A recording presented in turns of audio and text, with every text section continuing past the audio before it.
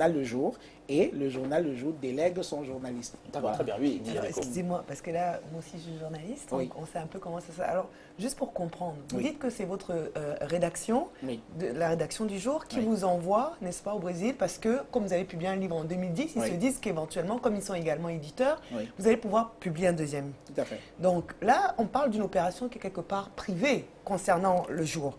Et vous êtes journaliste politique aujourd'hui. Vous vous retrouvez dans un avion où il n'y a pas suffisamment de place pour le nombre de personnes, entre personnel et encadrants, footballeurs, etc.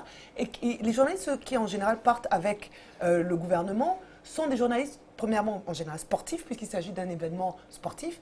Et de deux, ces journalistes-là partent avec le gouvernement pour faire le rayonnement, en tout cas contribuer au rayonnement du pays à travers donc l'équipe qui se déplace. Or, vous vous retrouvez dans cette situation. D'abord, premièrement, pour écrire votre livre, donc c'est un projet qui est quelque part privé à votre rédaction. Deuxièmement, vous vous retrouvez dans un avion en tant que journaliste qui est censé couvrir l'événement. Quand on couvre pour le gouvernement, on fait l'éloge du gouvernement. Et donc là, excusez-moi, je vais juste finir, je vais chuter en disant que là, quand vous publiez votre livre, vous crachez un petit peu sur ce qui se passe, les bagarres entre les encadreurs, etc.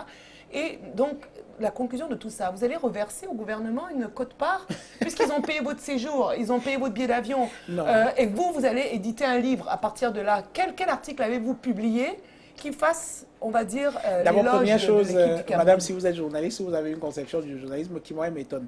Un, quand